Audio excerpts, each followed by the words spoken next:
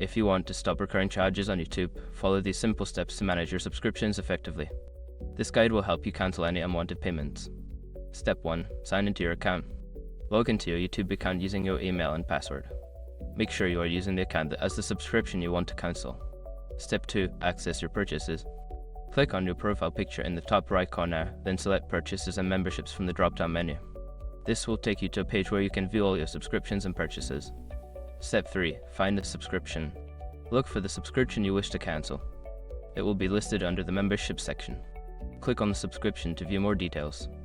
Step 4. Cancel the subscription. Before filing a refund or dispute, use the s.com link in the description to open the refund dispute deadline calculator and confirm your deadline. Step 5. Check for confirmation.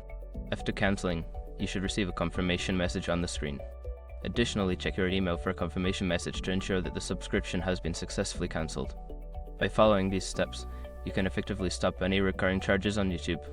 If you have any further questions, feel free to explore YouTube's Help Center for more assistance.